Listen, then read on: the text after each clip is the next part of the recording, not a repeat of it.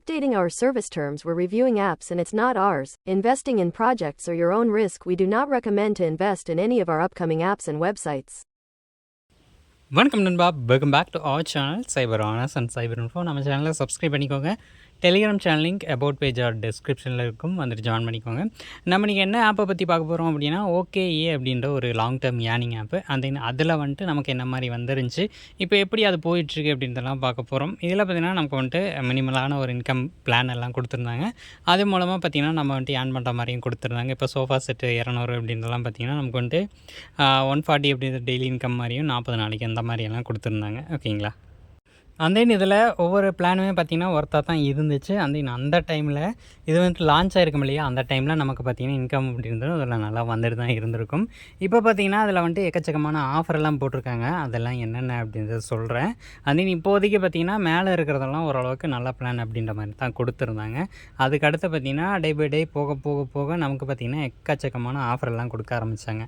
So அந்த ஒவ்வொரு ஆஃபரையும் பார்த்திங்கன்னா பார்க்கும்போது தெரியும் நமக்கு வந்துட்டு அது எந்த அளவுக்கு இன்கம் அப்படின்றது டபுளாக வர மாதிரி கொடுத்துருந்தாங்க அப்படின்னு.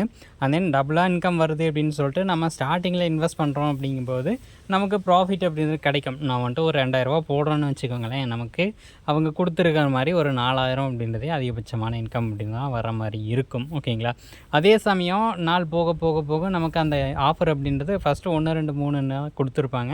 அதுக்கடுத்து 4 5ன்னு சொல்லிட்டு எக்ஸ்ட்ரா ஆஃபரெல்லாம் கொடுப்பாங்க. ஓகேங்களா. இப்போ வந்துட்டு நம்ம 20,000 போடுறோன்னு வச்சுக்கோங்களேன், அதில் 2000 அப்படின்றது டெய்லியும் நமக்கு 20,000 போட்டால் 80,000 அப்படின்றது டபுள் இன்கம். ஓகேங்களா. அந்த மாதிரி வருது.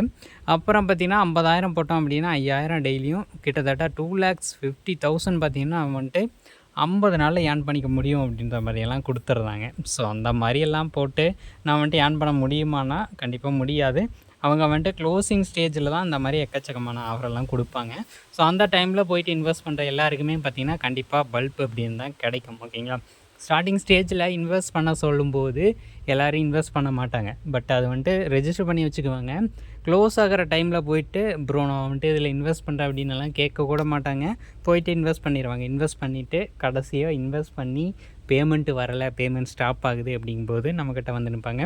ப்ரோ இதில் வந்துட்டு எனக்கு இன்கமே வரலை ப்ரோ, என்ன ப்ரோ ஆச்சு, பேமெண்ட் வித்ரா போட்டேன் வித்ரா ஆகலை அப்படின்னு கேட்பாங்க. ஸ்டார்டிங் ஸ்டேஜ்லேயே கேட்டிருந்தாங்க அப்படின்னா நான் வந்துட்டு சொல்லியிருக்கலாம், இது வந்துட்டு இந்த மாதிரி க்ளோஸ் ஆகிடுச்சு ப்ரோ, இது வந்துட்டு க்ளோசிங் ஸ்டேஜ் ப்ரோ அப்படின்னு சொல்லலாம். பட் அதை வந்துட்டு அந்த டைமில் பண்ண மாட்டாங்க. ஸோ அது வந்துட்டு எப்போது ஆஃபரெல்லாம் எக்கச்சக்கமாக போட்டு ஆஃபர் டைமில் வந்துட்டு நம்ம இன்வெஸ்ட் பண்ணால் டபுள் இன்கம் எடுக்கலாம் அப்படின்னு நினச்சிட்டு போயிட்டு கடைசி ஸ்டேஜில் இன்வெஸ்ட் பண்ணிவிட்டு நம்மக்கிட்ட வந்து கேட்பாங்க. அதே இந்த ஆப் ஆனது என்னாச்சு அப்படின்னு கேட்பீங்க. ஸோ இப்போதைக்கு ஒர்க்கிங்கில் இருக்கும். ஓகேங்களா. கொஞ்ச நாள் போகும், ஒரு 7-8 நாளாச்சும் கொண்டு போவாங்க அதிகபட்சம்.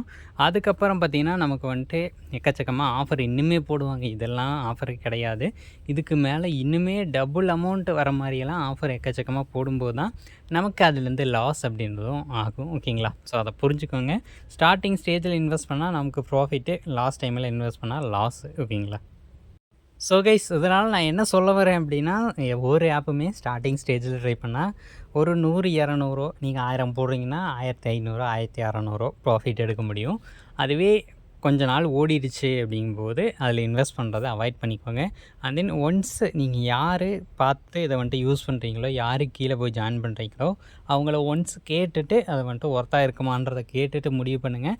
ஸோ ஏன்னா தானான்னு இன்வெஸ்ட் பண்ணிவிட்டு கடைசியில் ப்ரோ லாஸ் ஆச்சுன்னு போயிட்டு ஏன்ட்டையோ அவங்கள்ட்டையோ போய் நிற்கக்கூடாது அப்படின்றத நான் சொல்லிக்கிறேன். ஓகேங்களா. ஒன்ஸ் லாஸ் ஆகுது அப்படின்னா அடுத்த டைம் நீங்கள் அந்த தப்பை திருத்திக்கணும் அப்படின்றதான் பார்க்கணும். ஸோ ஒன்ஸ் லாஸ் ஆயிடுச்சுன்னா ப்ரோ நான் டபுளாக எடுக்க போகிறேன் அப்படின்னு சொல்லிட்டு ஒரு அமௌண்ட்டை பார்த்திங்கன்னா அதிகமாக போட்டு அது மூலமாக டபுள் இன்கம் எடுக்கணும் அப்படின்னு நினைக்கிறது எவ்வகையிலும் சரியில்லை. ஓகேங்களா. ஸோ அதை பார்த்து புரிஞ்சு நடந்துக்கோங்க. தென் இந்த வீடியோவில் தான். ஸோ இந்த வீடியோ ஓரளவுக்கு உங்களுக்கு இன்ஃபர்மேஷனை தந்திருக்கும் அப்படின்னு நினைக்கிறேன். இது வந்துட்டு இப்போதைக்கு க்ளோசிங் ஸ்டேஜ், பார்த்து யூஸ் பண்ணுங்கள். இது வந்துட்டு சீக்ரெட் ஆப் லாங் டைம் அப்படின்றதுனால யாராச்சும் இதை பற்றி ஷேர் பண்ணுறாங்க அப்படின்னா ஜஸ்ட்டு அதை வந்துட்டு அவாய்ட் பண்ணிக்கோங்க. ஓகேங்களா. ஸோ அவ்வளோதான் இந்த வீடியோ. நெக்ஸ்ட் நல்ல வீடியோவோட பார்க்கலாம். ஸோ இந்த வீடியோக்கு ஒரு லைக் பண்ணிக்கோங்க. அப்படியே சப்ஸ்கிரைப் பண்ணணும் அப்படின்னா பண்ணிக்கோங்க. ஓகேங்களா. பை.